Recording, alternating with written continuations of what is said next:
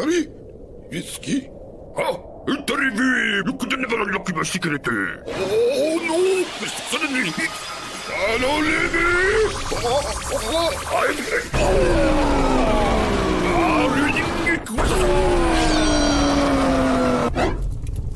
Let's begin. Indeed.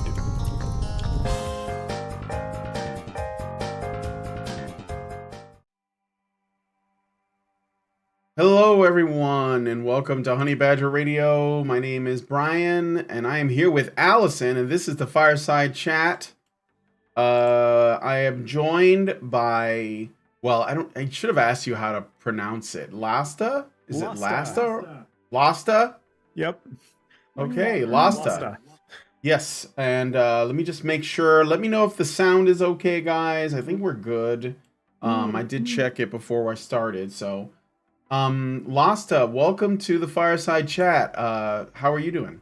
Oh, great. Thank you all for having me. No problem. Yeah, not a problem. So I guess I wanted to talk a little bit about, well, I guess you and Allison had a little bit of a back and forth on Twitter, and that's why I brought her on here, because, well, I don't know everything Allison gets up to on Twitter because I'm doing my own thing. So, and I don't really look at what she posts. And plus, even though we're all on the same team, we don't always share the same perspectives. What? So, yeah, I know, it's crazy, right? It's like, it's wild. Don't y'all have rules about that? Can't you like control what other people think or something? Well, you know, the problem is the distance. You know, my arm just doesn't reach far enough to Gotcha. I'm in to Canada, strike. and he's in Virginia, so there you go. Okay. Yeah. So anyway, so you are, I guess you describe yourself as a kind of red pill aware tradcon, right? And I wanted to ask, before we get into the meat of this thing, what does that mean to you? Yeah, sure. I mean, well, it means I'm a Christian, and I'm a husband, and I've got a family, a bunch of boys, and yeah, and I'm committed to my wife and committed to my faith. So that's makes me a pretty traditional conservative, I guess, at this point. I'm not, and then as far as being red pill aware. Gosh, sorry, I need to figure out how to start this story. I mean, the biggest thing that happened with me about, gosh, I want to say 7 years ago now, it kind of hit a bit of a marital rock bottom. And in getting out of that, I got some coaching from a man online named Mark Queppet. And at the time it was around quitting porn. And I did that, and it was through a very really sort of a masculine toolkit being used to do that, and it sort of opened a whole new door for me. And I really at this point, it's almost like before and after that is just has had a huge change in my life. And so it was that process of quitting porn, of kind of becoming a man, as far as owning my life, owning sexuality in my marriage, owning, the way I show up in every aspect of life, that, I started interacting with a lot of the red pill stuff. My coach was sort of conversant with it, and found that a lot of the ways that, I had been raised kind of in the church, even though they gave lip service as conservatives to, male leadership in the home or something.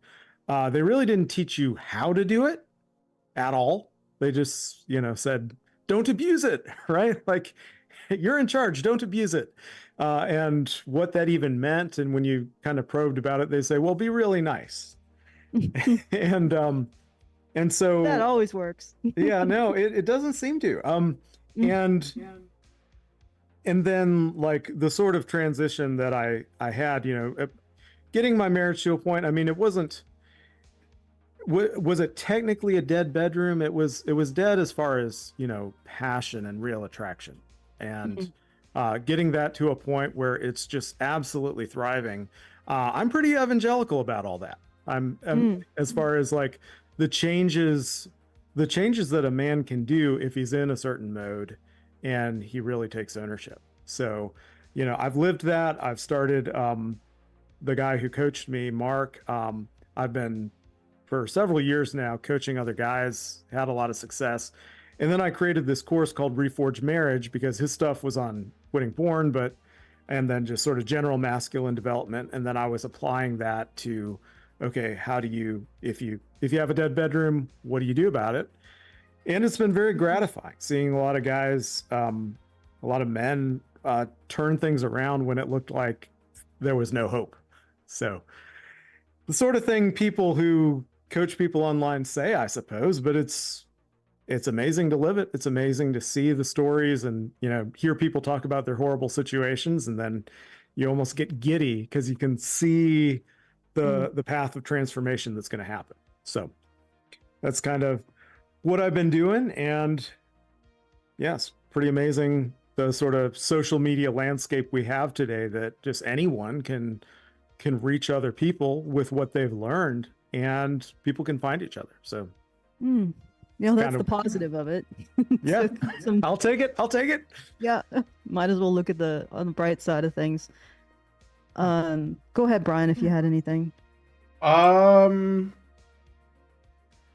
me a little bit more about this masculinity toolkit. Sure. I mean, I think, gosh, how to summarize it all? I think, I'd gone to like counselors in the past. I had, and really none of it really resonated with me. I mean, maybe that's overly harsh, but if I were to say, there was a lot of questions and a lot of listening and very, very careful, oblique suggestions. And then when I met with Mark, it was just this no nonsense problem solving. It was just like, okay, what do you want? What are you going for? And, what do you want to have happen? Okay, what's in the way? Okay, what sort of mindset are you having around this? What would be a more powerful mindset for you to have? That kind of thing, where it's just problem solving, but kind of, also unlocking a lot of your primal passions. That's a lot of the guys who are trying to quit porn. You've got a lot of that bottled up and siphoned off on that. Whereas, you've basically got a lot of masculine vitality, a lot of go get 'em energy just in you there for the taking that you're squandering. And so to be able to actually start listening to those desires and passions and redirect them around all aspects of your life, gives you some real fire.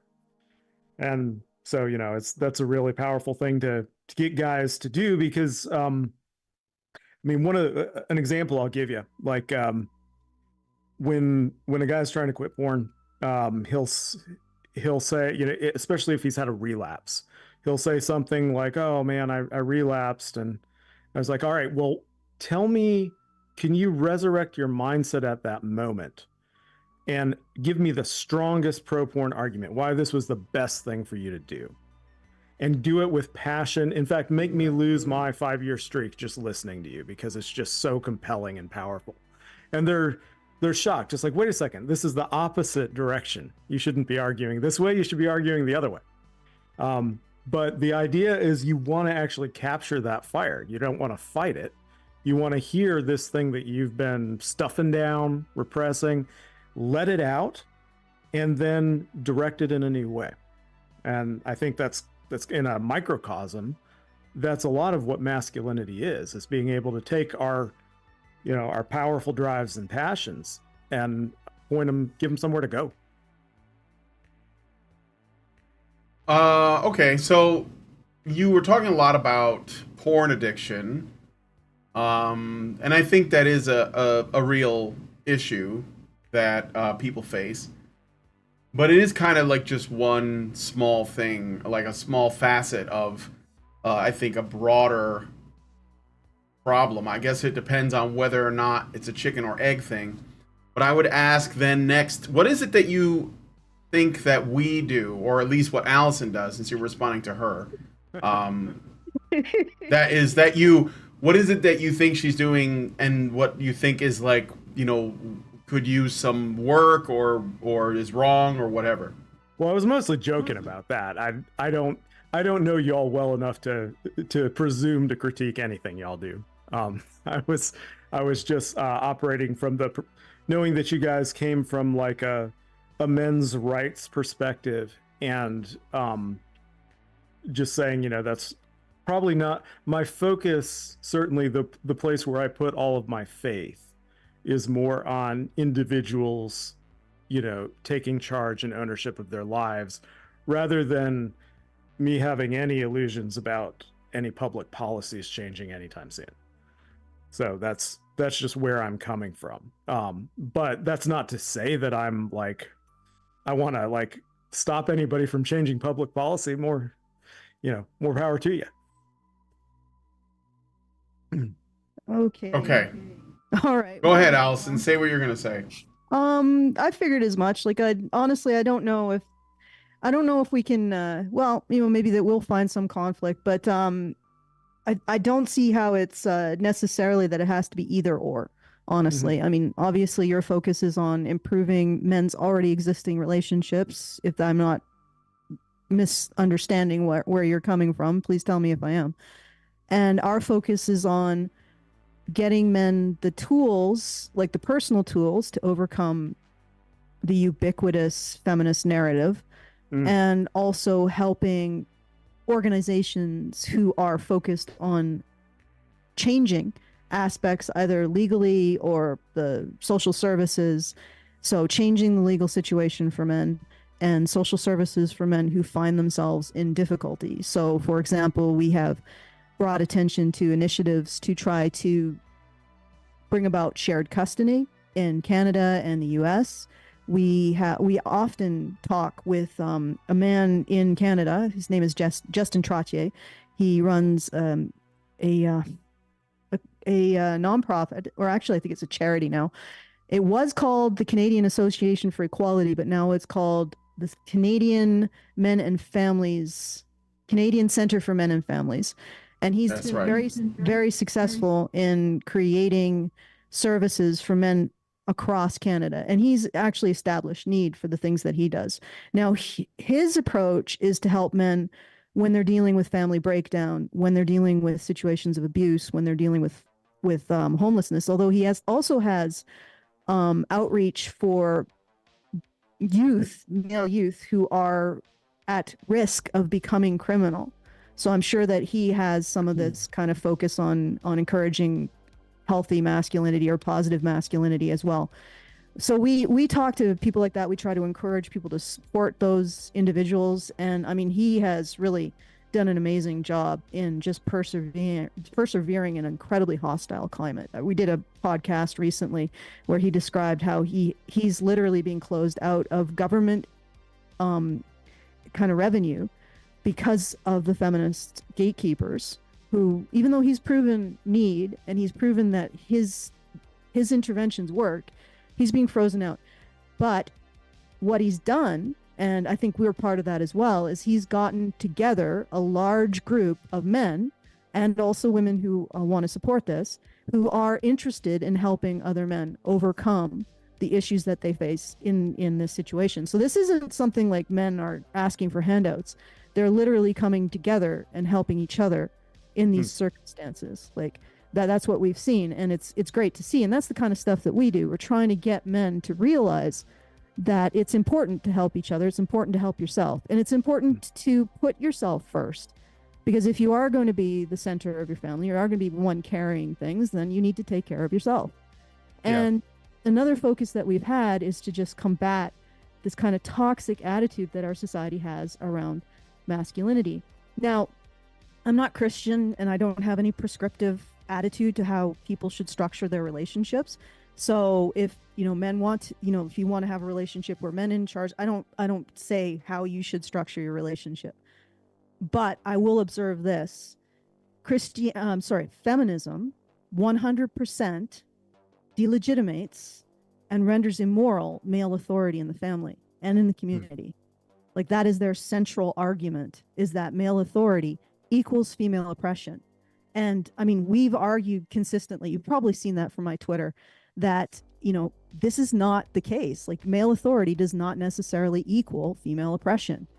And in fact, you can't say that, that if X, then Y, you can't say that. You have to prove that, right?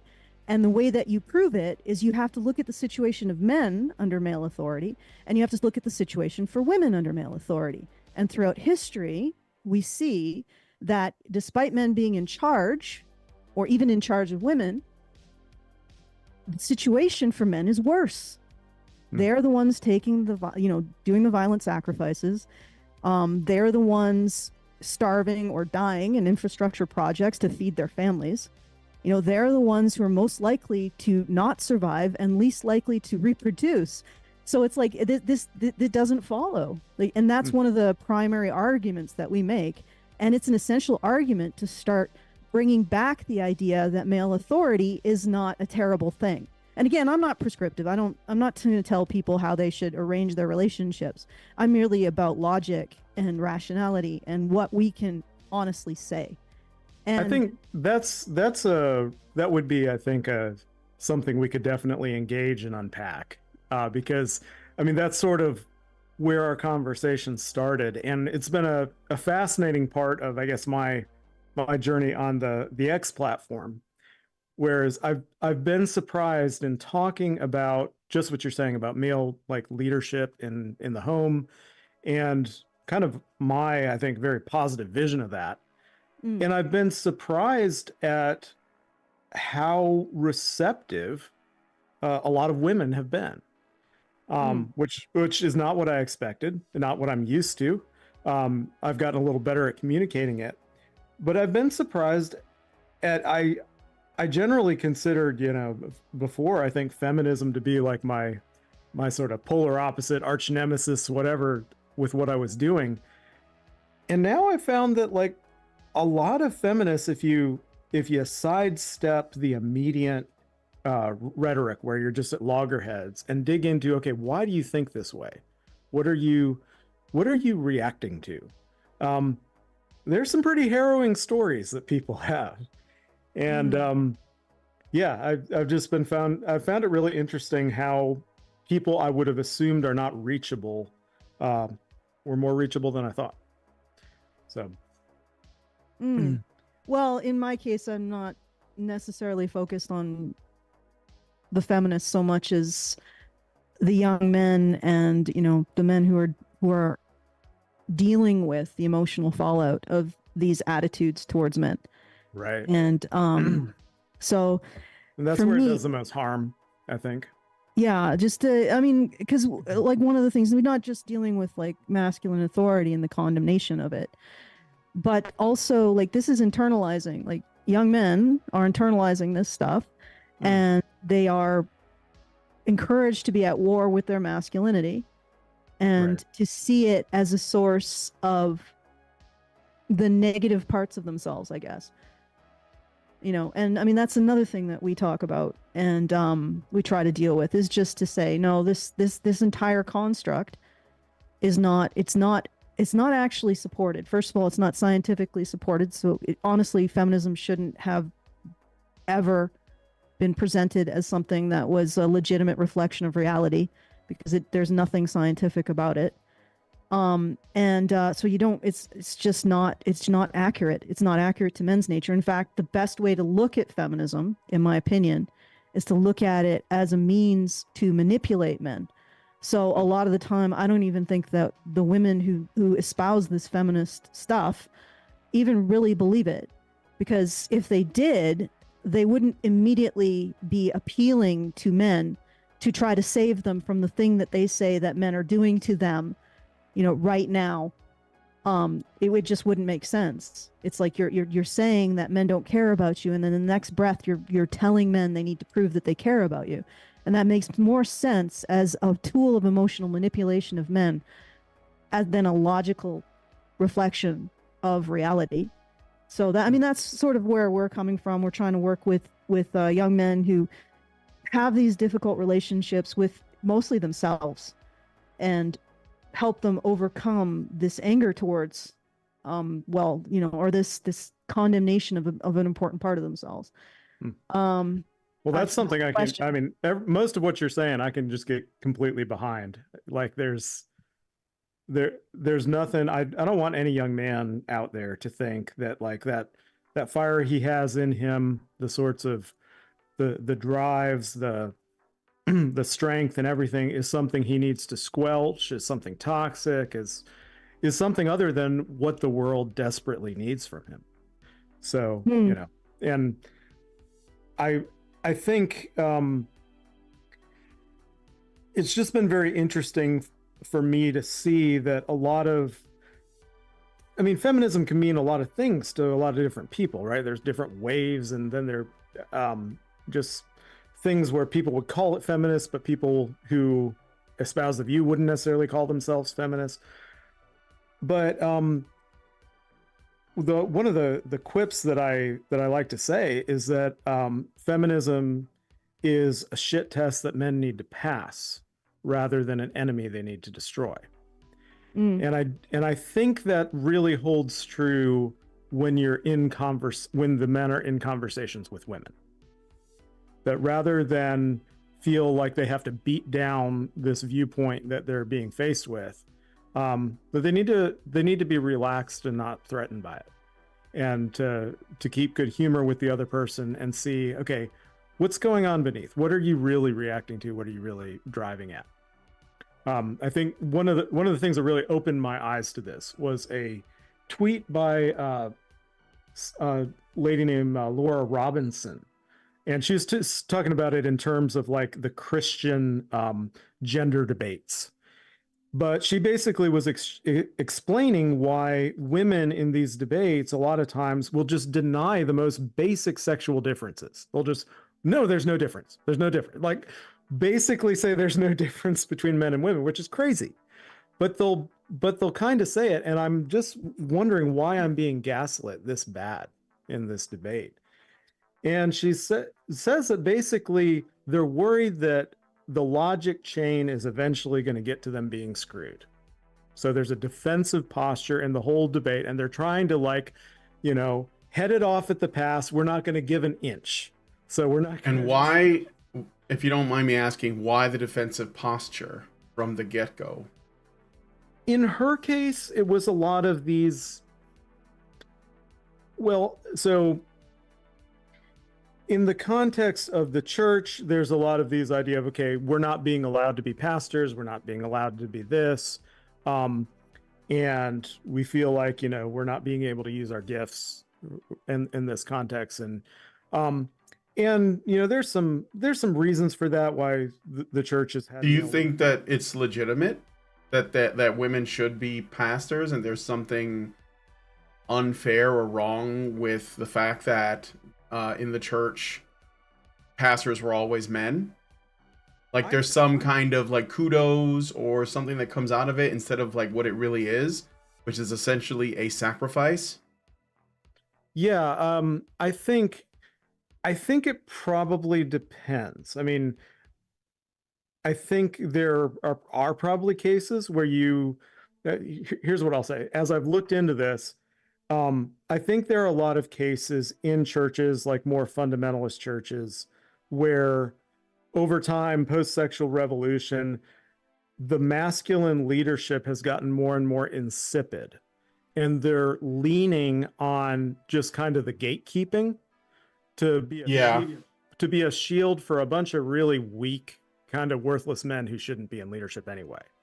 And in that context, I can totally understand why these women are like, this is really bad and we're not being heard. And what, if you don't mind me asking, what denomination are you? I'm an Anglican.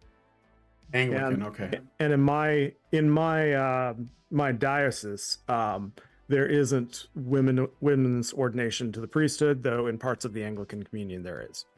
Yeah, Anglican is pretty it's close to Catholicism and yeah, sort of a halfway point between Protestantism and Catholicism. Though I want to say the best of both worlds, but that's up for debate. Yeah, sure. Well, I ask because, it sounds, I'm sure that there are men that are in, like, maybe, like in positions of pastor that maybe don't deserve to be there. But I think that at the end of the day, it has to be a meritocracy. And I think that what I'm hearing, because this is happening in my church. So, in case you guys don't know, I have converted to Eastern Orthodoxy in January 6th. I was charismated.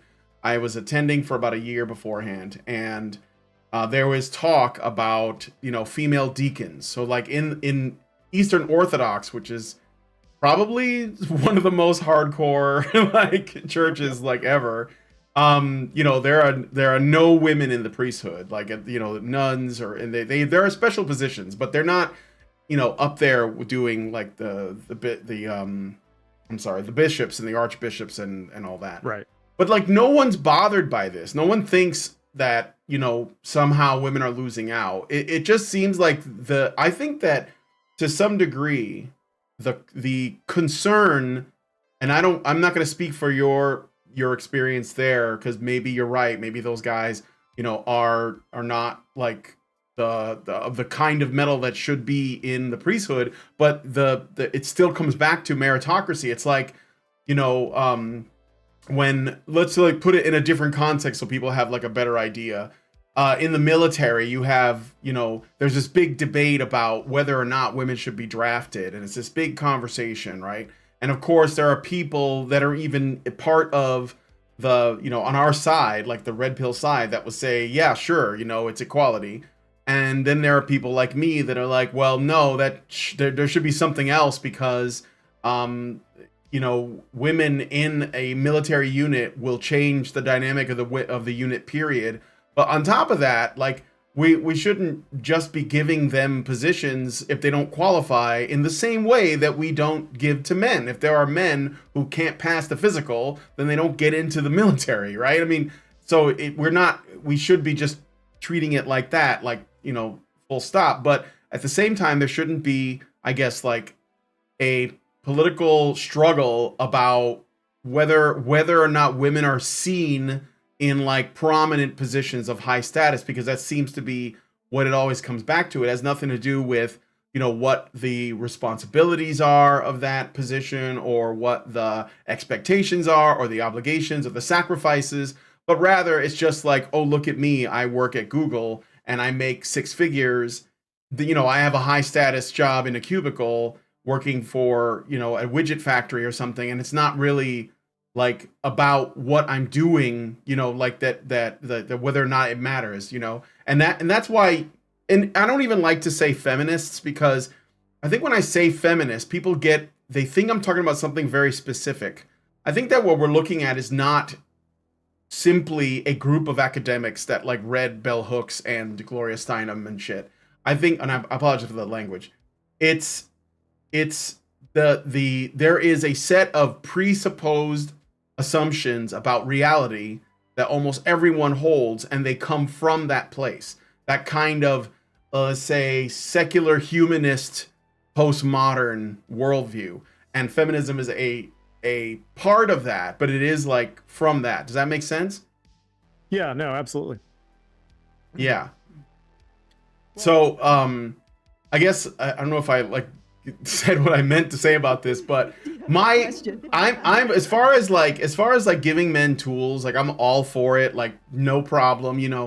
I'm married and I love my wife to death. I think she saved my life last year, and I hope that men find that. And I think honestly, when it comes to your experience, when you were telling me about how you are a husband and you have kids and all that, this is not I don't think this is a conservative thing. I know people say that, but I think most men, like probably the overwhelming majority of men, want that. They grow up and they just want to meet a girl, fall in love, get married, have kids, and like support their family. They're not looking to be billionaires. They're not looking to be Elon Musk. They're not looking for, all the like. They just want to live normal lives. And then what happens is some of them run into problems. Now, some of these problems come from, what you were saying, like maybe they don't have the appropriate tools to like, make the most of what they are. I think that a lot of it is downstream from other problems like the fatherlessness. We have a lot more kids born without fathers, and I think that that means that they don't know. It's not just that you don't have your father; it's that you don't know where you come from. You have no line.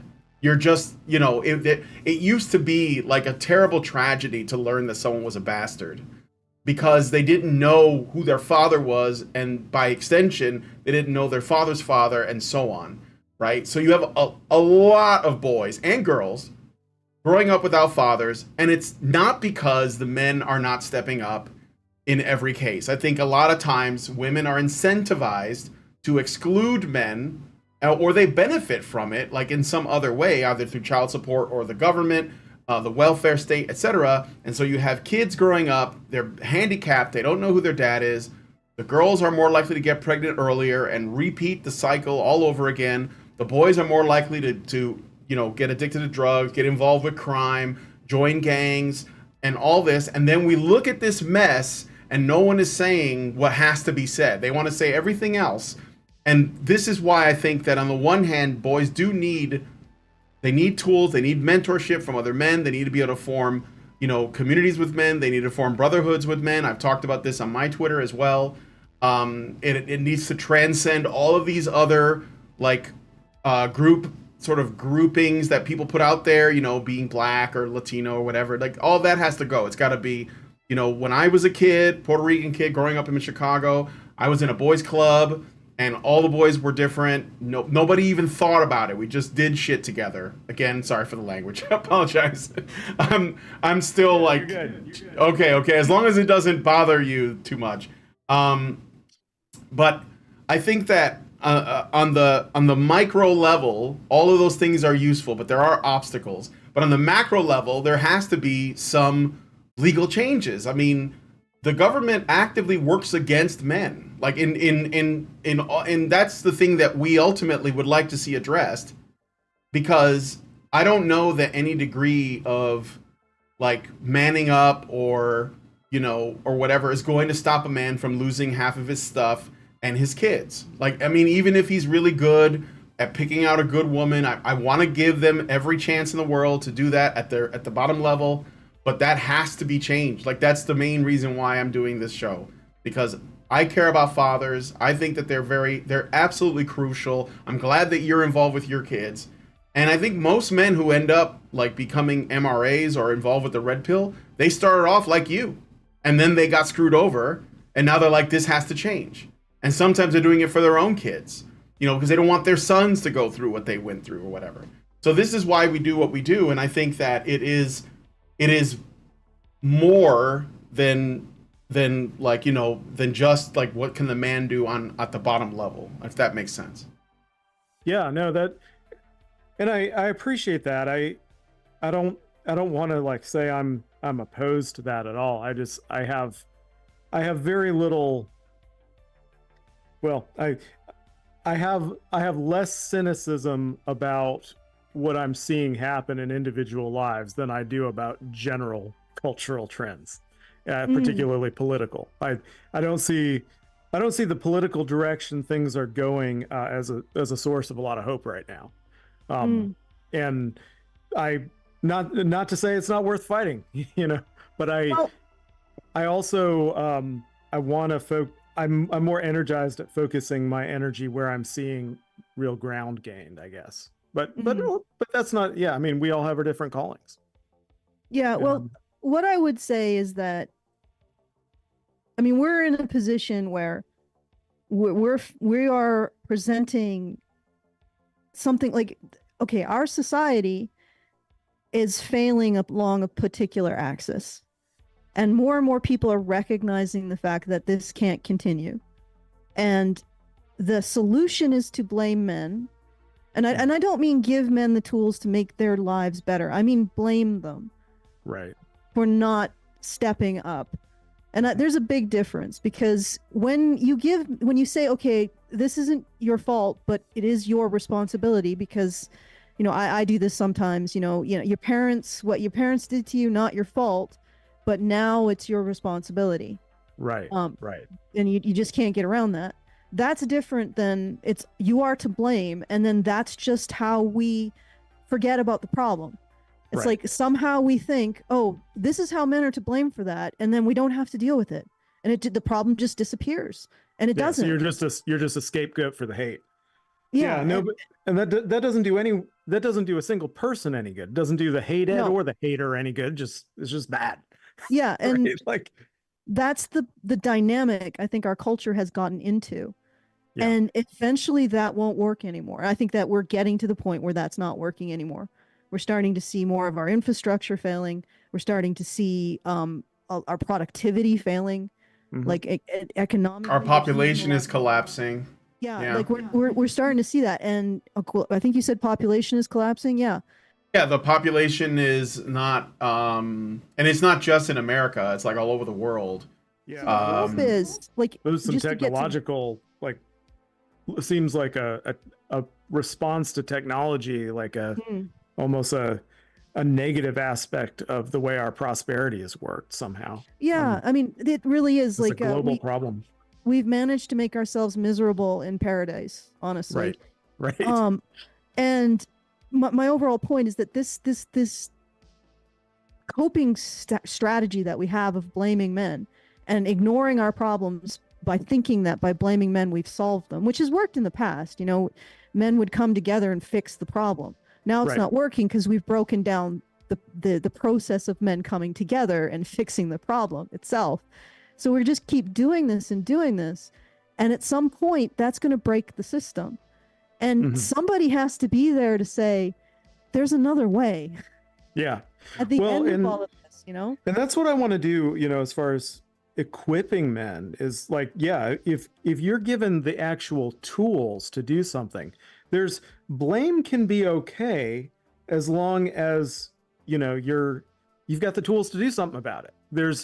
You blame someone that you implicitly think at some level is or should be in charge, right? There's a backhanded compliment to blame, but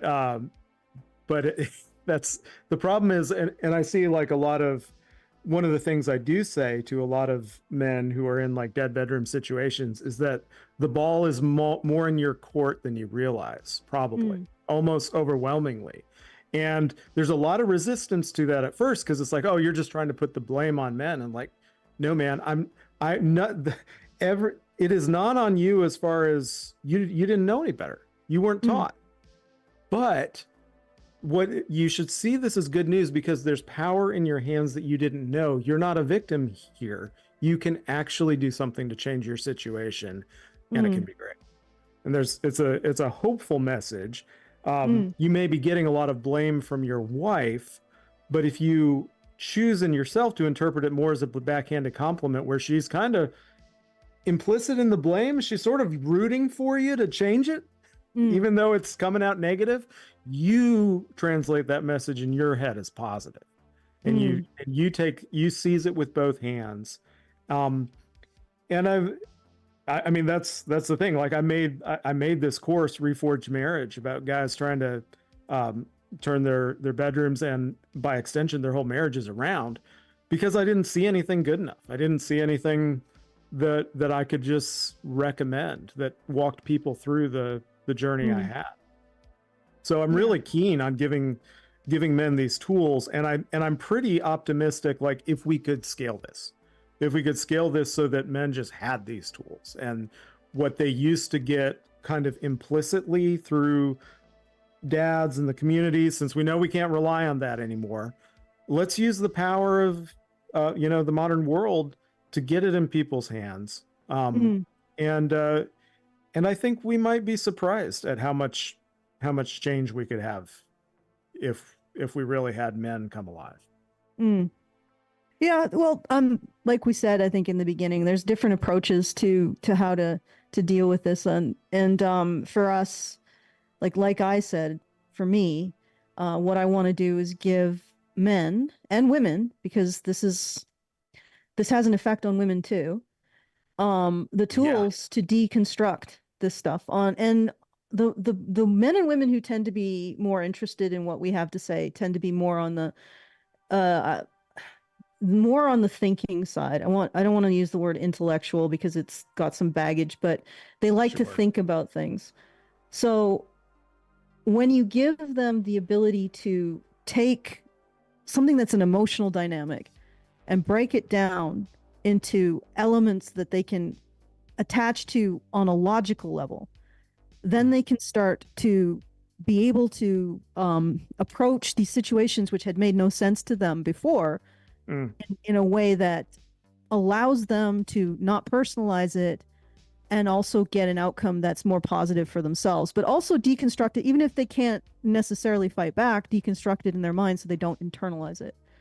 So, for Yeah. example, like something that I've done is the threat narrative series, where I just broke down how women develop narratives of threat around people, events, whatever, what have you, and how they sort of they develop this and then they target people with them, and how to just break it down, even if you're not directly confronting the person, break it down in your own mind so it doesn't sway you, and you start to be able to look at this situation in a more rational way.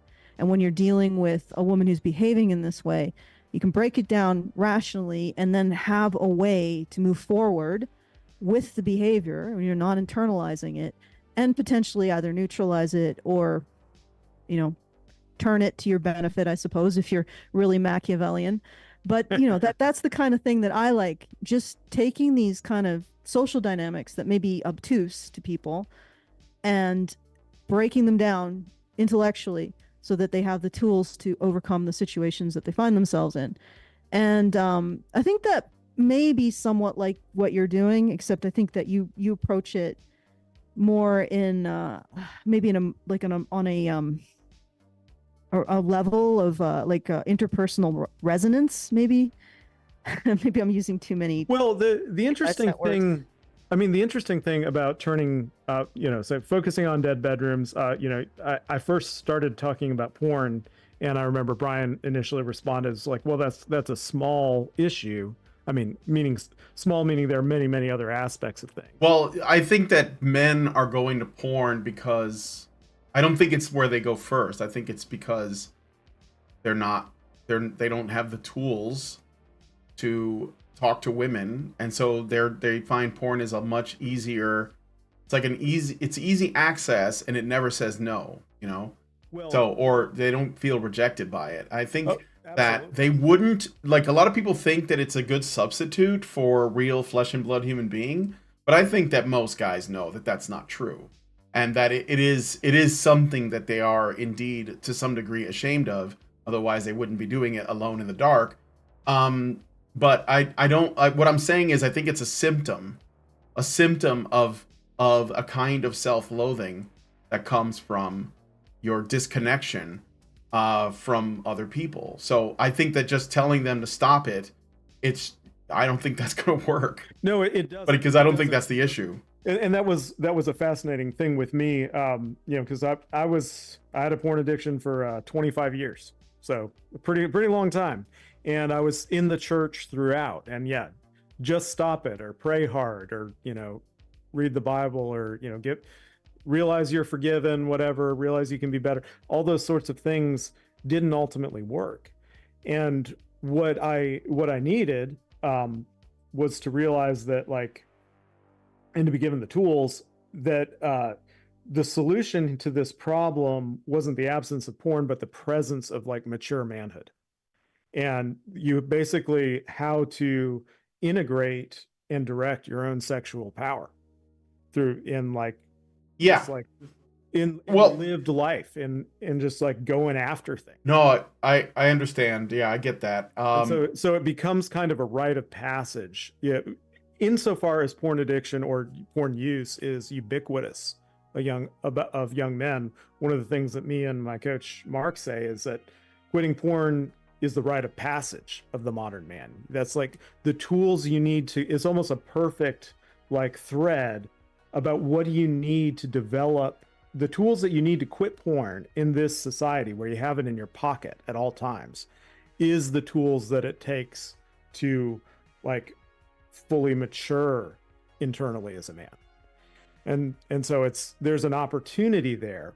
And what I was saying to Allison was that like what you find in sexuality and marriages, like 95% of the battle is actually an internal one with the man, like presenting himself and developing himself into someone that she wants to feel close to, because he's strong, because he's solid, because he doesn't emotionally react, but he can actually take her emotionality and not be flustered by it, and all of that stuff. It's self-development, but it ends up being relationally transformative. So it's like I really do think men are the leaders, whether we say so or not, whether the society says so or not. We're wired that way. And so when he truly gets his act together, not because, oh, he should have known. He probably shouldn't have known. He had no way of knowing. But if we can actually equip them in mass at scale to get their act together, it does have ripple effects. It doesn't just affect the men positively. It affects their wives, their families, their communities, everyone around them. So that's not an argument. Again, it was tongue in cheek that I came in here. Oh yeah, we'll tell you how you guys are getting anything wrong. I'm not saying any of that. Well, I mean, all that sounds fine. I think we've talked about that. I have a call-in show. I'm completely pro masculinity, 100%. So, and I do like to see positive masculinity, and I do think that we still have it, obviously. I don't think that we honor it much. And maybe that's not important. No, I don't think guys are necessarily looking for kudos because they keep the lights on and they keep the water running. But gratitude. I think that it's good. It's not just good to get it; it's good to give it. And but I will say that there are a couple things that I think, maybe we should see like what we're up against. So, number one, we talked about the replacement rates. So I want men to like meet women, fall in love, get married, and have kids, because that's what all these men want. That's what most men want. That's what they've always wanted. And I think I would like to believe that that's what women want too. But there are studies that show that women, I think there was a study that I can't remember the exact numbers, but I'm just going to give you the broad strokes. Essentially, that women who end up not having children, most of it, and I think it's like 80% of women that don't have children were actually hoping to, but chose to wait too long because they were waiting, like essentially they wanted to build a career and they were on the pill, and the pill changed their hormones and they were basically unable to have kids. Like they didn't meet anyone, or it just didn't happen for them. And so this is, I think that it's this kind of idea that women can have it all that they grew up with, that is actually what is harming them. It's like and so that's one thing, is that women who are not having kids, in most cases, it's not a choice. It's them delaying for too long, and it's either too late for them because their bodies are not able to produce children, or like they're out of eggs, as the meme goes, or it's there's some other complication where they're infertile, or they're not meeting anyone because they waited too long, and the men that they're after are so out of their league that those men are dating women half their age, half this woman's age, or at least much younger than her.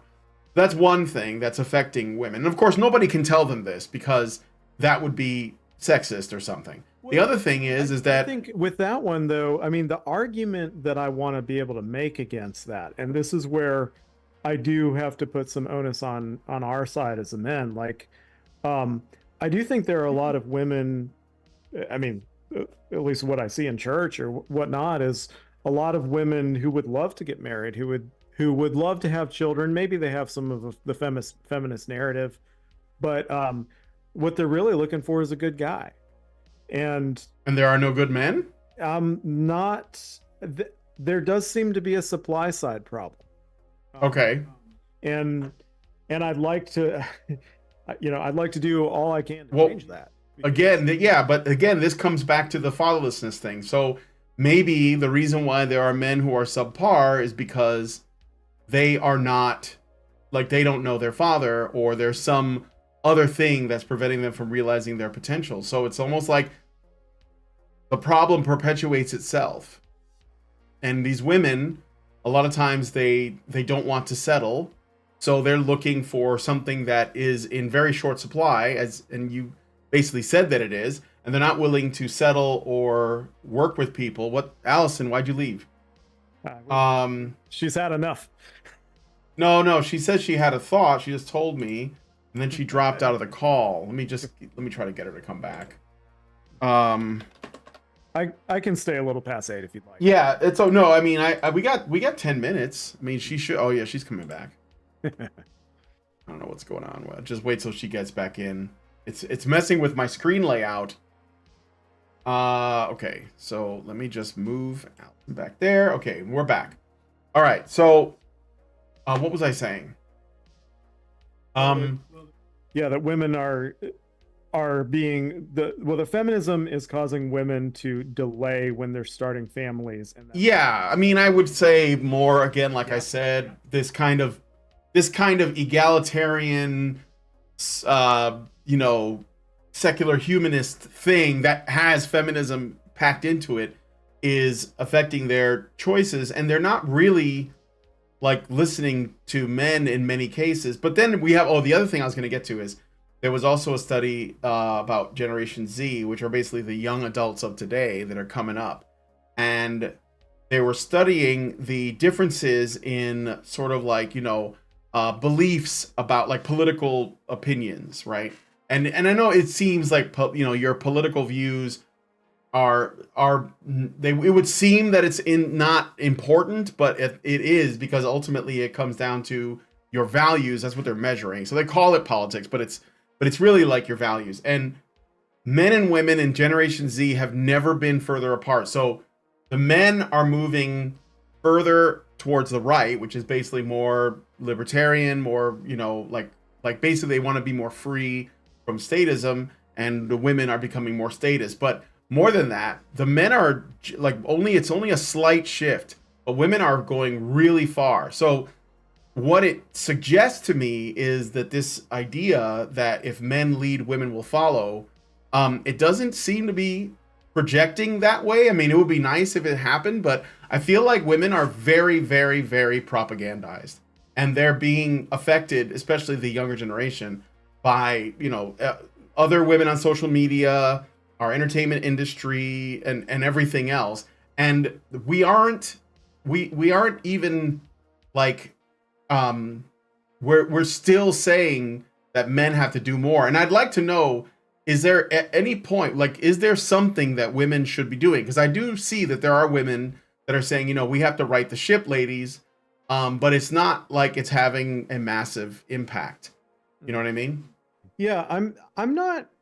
See, the way, and I may be too far here, but I'm just not at the point where I have a lot to ask of a woman that I don't have a man to present her with. I do see this statism thing to be, in a sense, as men, it's a direct competition to us. Well, it would be, except that the state is like, it's the most hypergamous goal. Like women, like the state, men can't compete with the state. Well, and the great thing is that they don't, the state doesn't need to compete with them, because if the whole thing is for men to be protectors and providers, there is no greater protector and provider than the state, and it does so at the expense of men. Sure. I mean, it's a tall order. I won't deny it. Like you're in direct competition with a pretty 800-pound gorilla or whatever for the heart of women. That is where we are. I don't know. Like it's just all those Sons of Scotland speeches are just like resonating in my head. That like, am I really going to say as a man that what I'm dealing with in 2024 is worse, than the Knights of St. John had to deal with on the island of Malta when the Turks invaded and outnumbered them 15-1? Like, it's like, what is my battle that's worth fighting? That's worth, holding myself up and giving my all. And what I am seeing, on at least on the level of individual relationships, that women who look impossible, they do respond to changes in their men. I've seen it happen. We're already talking about women in relationships with men, right? Sure. Because what I wanted to point out is that, this is well and good. But up to this point, men have had a society that has been incentivized to produce, well, not even up to this point. I would say it was really starting to deteriorate probably, in my generation. But up to the point where this kind of secular rot started to take over, we had communities and we had a society that was invested in getting people paired up and promoting the idea of marriage is a good thing for women, right? So, I mean, let's look at this in terms of that. Men don't have that anymore. They don't have a community that's invested in their success romantically. They often don't even have family that really tells them how to pursue that success, which is where I see your initiative coming in, to try to mentor men to be able to manage their relationships better. They don't have like a media that's supporting them. In fact, they have the exact opposite. If you think about the average woman and the amount of stuff she's exposed to about how men make poor lovers, men make poor husbands, they make poor fathers, they're a bad investment, they will turn you into a domestic slave, you won't be your own person in a relationship. It's on and on and on. It's endless, and we deal with it a lot on, with what we respond to here. Yeah. So the society itself isn't just indifferent to forming relationships. It's actively harming the process because it's constantly telling women the worst thing you can do for your health, worse than smoking, worse than injecting heroin, worse than drinking to blackout every day, the worst thing you could do for yourself is get a man. That's the message. So they go to, and right now, the big place where men and women meet up, a woman who has had that message drilled into her brain almost every day of her life goes to Tinder, and then she puts in all of the criteria that she says will be sufficient to justify her getting in a relationship with something that's worse than getting, not even heroin, getting addicted to fentanyl, right? Worse for her than that, right?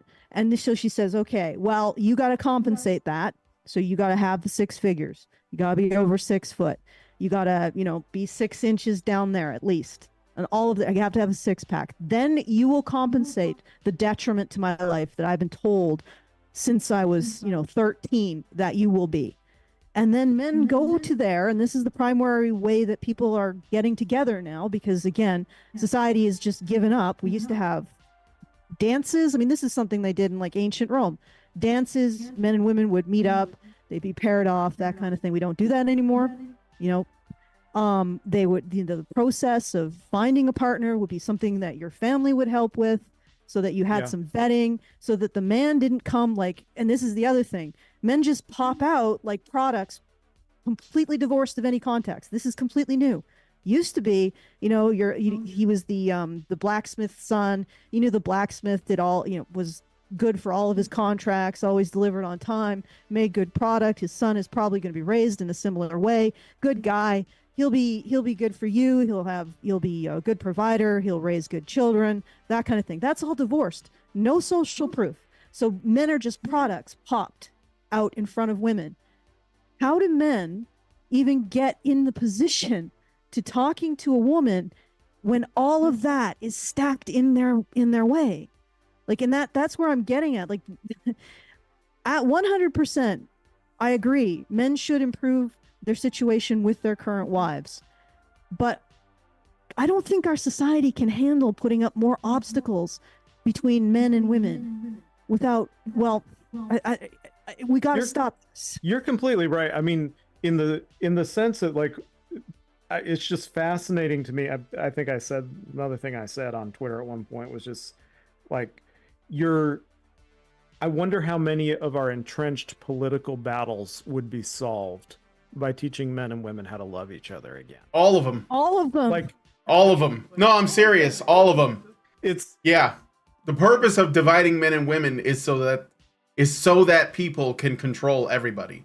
Like once you do that and you weaken the men and you terrify the women, and that's what we've done.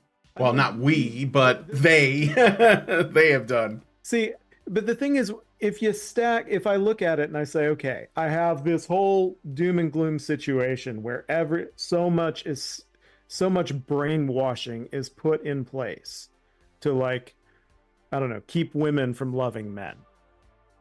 And then I stack against that the ability to use all of the power of modern technology to train men more effectively than we've ever been able to train them before.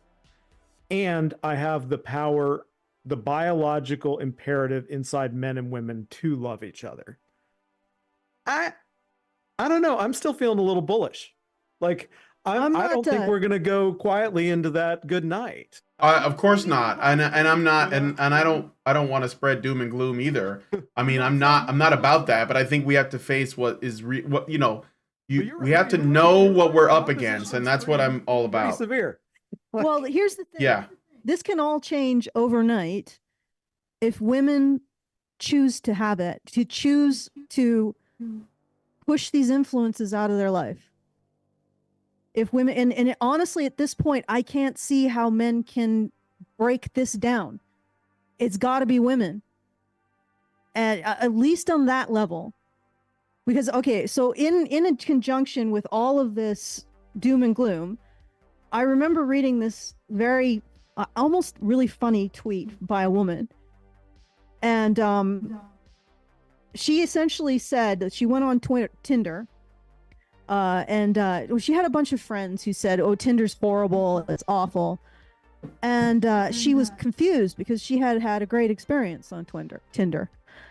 And what she did is she started to observe how her girlfriends interacted with Tinder, and she realized that you're gonna have to correct me if I'm right. So they swiped right, I think it is. They swiped right on men she would have never swiped right on, like guys that she knew were bad news. But of course, they had all of the superficial check marks that they thought they were looking for. And she said, "Well, what I did is I went on Tinder and I looked for men. I didn't swipe right on the men that my girlfriends were swiping right on. I looked for men that would make good companions, a good match, a good husband." Oh, Allison, your microphone. You lost your mic. Something's wrong. Oops, sorry. And she basically said, and that's what I found. And I'm like, so essentially a woman has learned that when she goes to the vending machine and inputs what she wants, she gets it. Well, yeah. I mean, that's the thing. Like, it's that's where I get into my stuff, though, Allison. Like, if there is something to what I would say the discovery of the red pill that I do think is a valid rebuke to, like, say, the way men were taught in the evangelical church that I grew up in. Like, I've learned new stuff that I want to impart to my sons. I had a long talk with one of my sons about one of his relationships recently, and I felt like I was able to impart some real wisdom.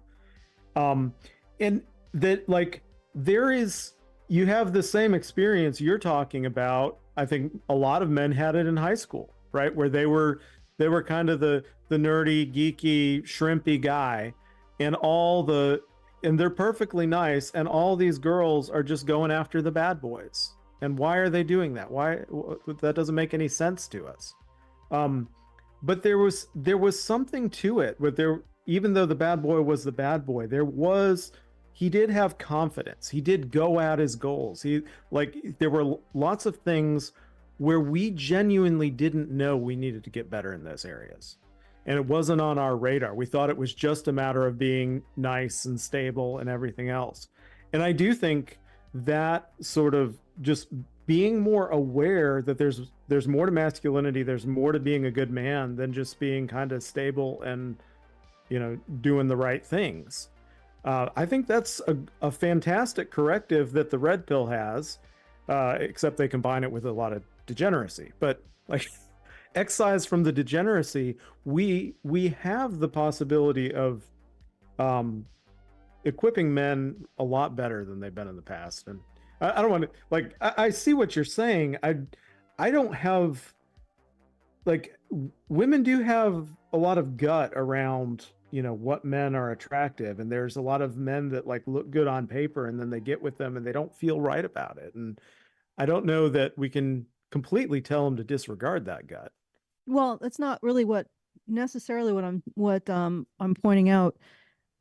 If men are stuck in the filter, like if they aren't checking the boxes that these women have as a result of our society going out of its way to make men out to be the worst investment a woman could get.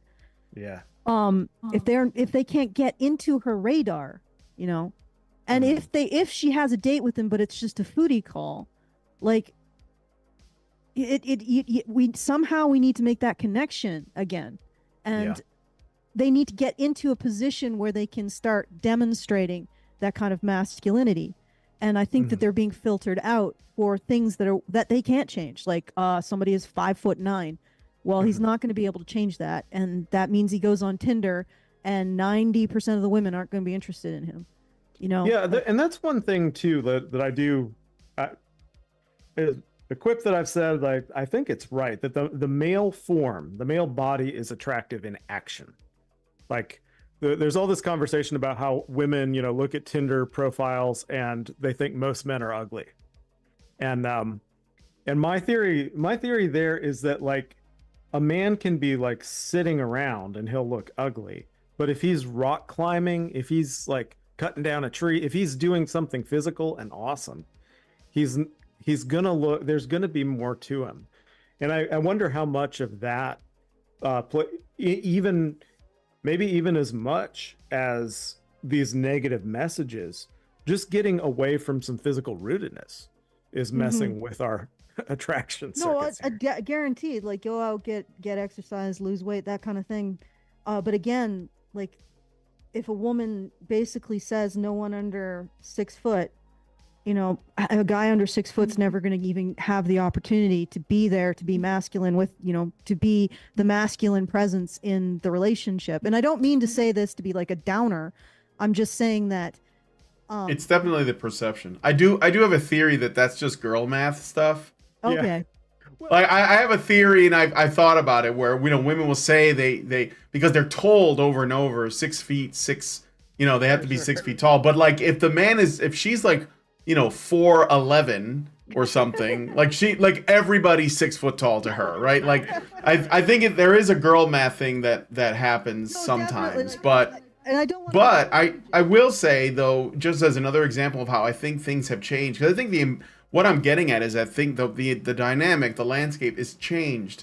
You mentioned some knights or something that, you know, that fought against the Turks, right? Well, I don't know much about that, but it made me think about World War II. And well, maybe even World War I as well, but World War II specifically, those men fought in that war. They charged the beach. They, you know, flew the bombers and all that. And what the thing that was pushing them to like carry on was the girl back home, was the support they got from women.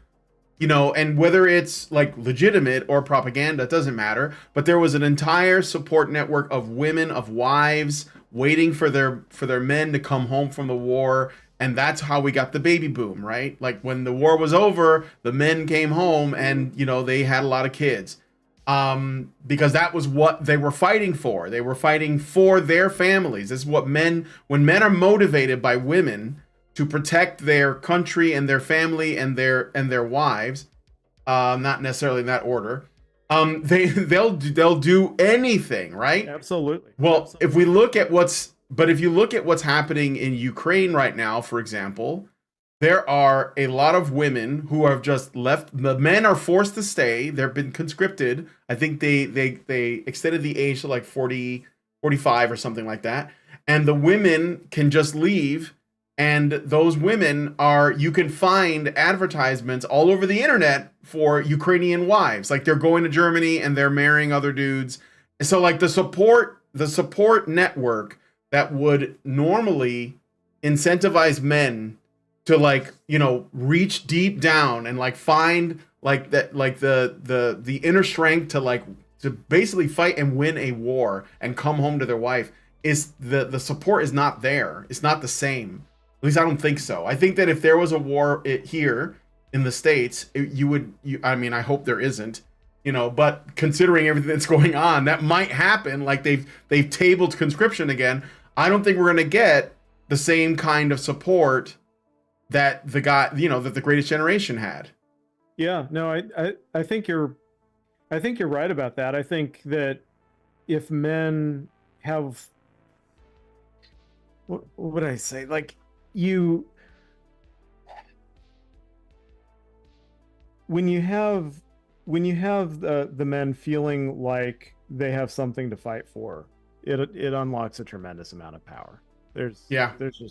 It does. Which is why our society's. By the way, fumes. I know we're going over, but by the way, I also want to mention that it's women are the reason why our borders are wide open, because they're the ones that want men from other countries coming in, because they see the men of this country as so weak. They're looking for reproductive opportunities through foreign men. It's possible. Oh, I think it is. Like the party of single women, like you bring up. Yeah. Like they're the ones that vote for this stuff. Yeah, no, no, in terms of voting patterns, he's right. Like women are more likely to support unfettered immigration, and they're more likely to support that the more likely if they're single. I remember I got in an argument with a feminist, several feminists, and it's you know, I do what I try to do in these conversations and try to find, okay, what's behind this. And I was asked, you know, what do I have against feminism? And my reply was like, the biggest thing I object to about feminism is the narrative that like the fundamental historic relationship, like posture between men and women throughout history has been antagonistic, has been animosity. And I said, I do not believe that's true. And this lady asked me, she said, well, what do you think the posture was then? And it's like, love. Yeah, you should ask her, like, did your grandfather hate your grandmother? It was like this like shot, like just like, have you not heard of this thing that the poets all sang about, you know? And she's like, what evidence would you give me? What evidence would you give me that was the posture and not just oppression? And I was like, and I just like pulled it out of thin air, but I was like, I don't know, go read some Civil War letters. You know, it's just like, I mean, I don't know. I haven't done the analysis of how many of our antagonistic versus, you know, Lord, please bring you back to me safely. And just poetic, just everything you're doing. I'm so proud of you, but I love you so much and I want you home safe. Or, you know, I'm trying to be brave because I know you and the girls, you know, would want me to be brave. And like, that's normal. That's normal humanity. And, and I'm just, you know, I'm an advocate for love. And did she, I'm just curious, did she come back with anything? Oh, it's just, I mean, it's just like, oh, well, that was a special situation, or there's special pleading. And at a certain point you're like, okay, what happened? You know, what happened to you?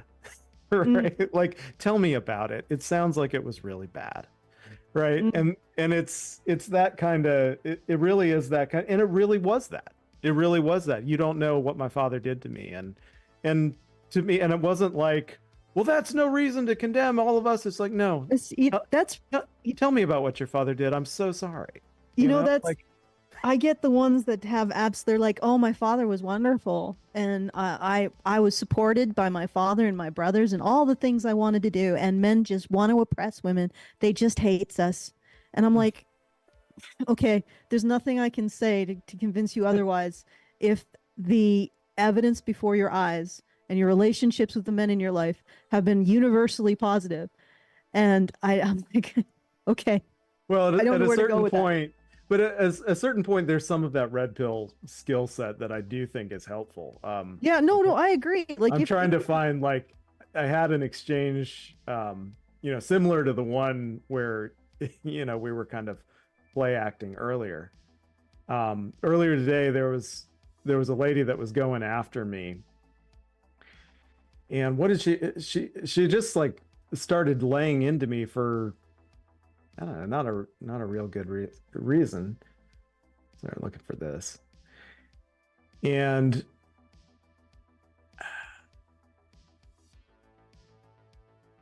yeah, hang on. So what's going on? Twitter. I think I got to read a couple super chats, and then I think go ahead and read some. Right. we gotta wrap up because we've gone over. So thank you for the conversation though. So I got 3. Richard Bier gives us all 3 of them. So he gives us $5 and says, how many churches that have fully embraced the rainbow alphabet mafia agenda just happen to have a female clergy by any chance? Well, it depends on the denomination, I will say. Because Protestantism is so like fractured and splintered, and also universal Unitarians or whatever, those are not Christians. Absolutely not. They're just woke like activists that happen to live in a church that looks like a church, but it's not. So I don't know. I know that there is a lot of progressivism in Protestantism, though. I will say that. I don't know. I won't speak for Lasta. Sure, there is. Yeah. Richard Bier then gives another $5, and let me see if I can put that one on the screen. No, it's not there. It's gone. Is it now, too so I'll big? just read it. Career women freezes eggs for a decade, probably spends the equivalent of a mortgage keeping them frozen, gets desperate in her 40s, 8 don't survive the thaw, 1 doesn't become a viable embryo, last one implanted and then miscarried after a few days. Gender roles are very much linked to survival mode practices. With the absence of needing to struggle to survive, gender roles become redundant to the point of becoming accepting of degeneracy. If the level 1 and 2 on the Maslow hierarchy of needs were more difficult to maintain, then there would be less abandonment of gender roles. Well, yeah, I mean, people in like poorer countries have more kids and they stay together. So I'm not saying we should be a poor country, but I think we should certainly. That's what we're up against. We're having to figure out how to create explicitly the things that we got implicitly from scarcity. We have to actually build that and learn how to give ourselves the limitations we need to make us better so we thrive. It's like learning how that you have to go to the gym and work out. We didn't used to have to do that. And we have to do that around our intersexual relationships now. Yeah. I mean, okay. I'm not saying that, Okay, actually finish the last super chat. Yeah, I got one more super chat. So get through the process. Richard again gives us $5 and says it would be easier to convince a redneck to pass up a bass boat with the glitter finish on it than it would be to convince a woman to reject a detrimental influence. Thank you for those. That's a bit of an obscure reference for me, but I live in Virginia, but I mean, I'm still a Chicagoan at heart. Okay, so I want to just say something to that. And okay. What I want to say is, yes, I know it's very difficult. And maybe this is where my Pollyanna comes out. I think it's worth finding the women who are willing to do that. And, I want to equip them with the ability to fight back against the ones who want to turn them into hollow, bitter shells or think that are trying to proselytize this lifestyle. I mean, I've had women on Twitter who've messaged me, and outside of Twitter too, and have said, questioning this stuff, using the things that you talk about has made me feel better in my life. Because you can jettison all kinds of baggage when you realize that the relationship between men and women is predominantly defined by love and cooperation and not oppression. Like there's all kinds of psychological, like painful psychological baggage that you have to carry to believe that. And when you let it go, it feels so much lighter. That's good. And I've had women who've said that to me, that this has been very freeing. And it's been an experience that's made them enjoy their life more and appreciate their partner more, you know, and open themselves up to love more. And may not be like all women or even a majority of women, but I'm going to stave, you know, like the boy throwing the starfishes back in the ocean and there's a whole beach full of them. Well, you know, it makes a difference for that starfish. So if I can make a difference, and you know, there's other things that keep me going. For example, there was a woman in a couple men's rights conferences back. You know, Elizabeth, remember Brian? Yeah, she was someone who was dealing with some really serious damage. She had actually, she was a product of rape, specifically her mother raping her father, and her mother had sexually abused her. And I remember the first conference, men's issues conference that she came to, and the guy at the door, the security guy, came up to me. He's like, pulls me aside and he's like, I think a lesbian feminist is coming to crash the event. And I said, okay, well, let's see. Because I don't think they'd be that interested. We've had that happen before, to be fair to us. Yeah. So there was cause for concern. In fact, there were some journalists that were there. The benefit of the doubt. So I took her. Yeah, sure, but I'm just saying, like, the just to, in defense of the guy who gave you that message, you know, just we know where it's coming. We're not just like by default antagonistic people. Yeah, but yeah, so I took her aside to talk to her, and I realized that her interest in these issues is very genuine. And so she came and she was able to talk in a community where it wasn't verboten to talk about female sexual abuse, and other people would be willing and able to accept that experience. And also her experience of having been rejected by her father because she looked like her mother, and all of the other stuff that she had dealt with, which is completely outside what feminists are willing to acknowledge. And you know, and then I learned, and we had a long conversation and we did an interview of her.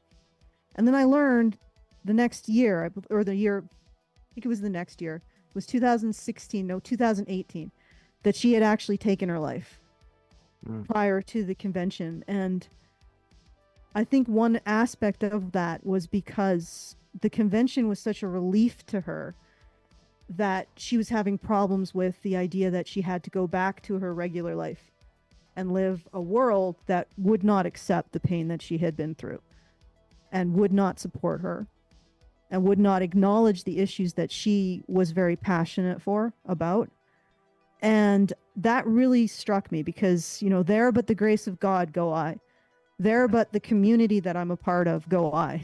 You know, because I have some stuff in my past as well that's similar. And I do this for her, and I do it for all the other women who are ignored, marginalized, and made lesser by feminism. Yeah. So no matter what, you know, even if I'm only picking up one starfish and throwing them into the ocean, I'm going to still keep doing it. So, and, you know, and I appreciate that you are doing that as well for men. Yeah. You know, well, and for women, yeah, I mean, and indirectly for women, I still think deeply strong, generous, capable men are a fantastic counter argument to these feminist narratives about men, like actually experiencing them in life. Yeah. Like but the more we can, women can have experience of men like that. That has an impact. Yeah. And we just need to get men realizing that that's something that that in many cases they already are, and they just have to not listen to all the crap. Yeah. Okay. All right. Well, we should wrap it up here just because we've gone over. But if you ever want to come back on, we can talk about some other things. One of the things that I am a massive advocate of is men creating like social fraternity with each other. I think that it's absolutely crucial, and I think that in almost every case where men try to form up fraternity, there's like somebody wagging their finger at them, worried that they're doing something nefarious. So I think that You know what I mean? Like there's like a I mean, I've started a men's group at my church. Yeah. Some of these, just like trying to build masculinity and stuff, and we initially had some opposition of that nature, but the priest so our church just told him to leave us alone. So, well, that's good. That's good. Yeah, we need more of that. I think that's something that is absolutely crucial, because men, especially if they don't know their father, they need something to model themselves after, right? Yeah. So anyway, something positive, by the way. Anyway, so with that said, we're gonna wrap up the show there. Thanks so much for coming on the show, Lasta. Appreciate you having making the time to come on and talk to us. Absolutely. Thank you for having me. Appreciate it. Yeah, and you can find his contact. His Twitter is all I have, is in the description. I don't know if you have like a website, but I think everything is on your Twitter anyways. So you can just reach out on Twitter. Yeah, my DMs are open. Yeah, there you go. And let us know what you guys think. So we're gonna wrap up the show there. If you guys like this video, please hit like, subscribe if you're not already subscribed, hit the bell for notifications. Leave us a comment. Let us know what you guys think about what we discussed on the show today. And please, please, please share this video, because sharing is caring. Thank you guys so much for coming on today's episode of the Fireside Chat. And we'll talk to you all in the next video. Are machines, dude. Okay? They are literal machines. They are talking point machines. They are impossible to fucking deal with, especially if you have like a couple dudes who have good memory on top of that too. Holy shit, you're fucked.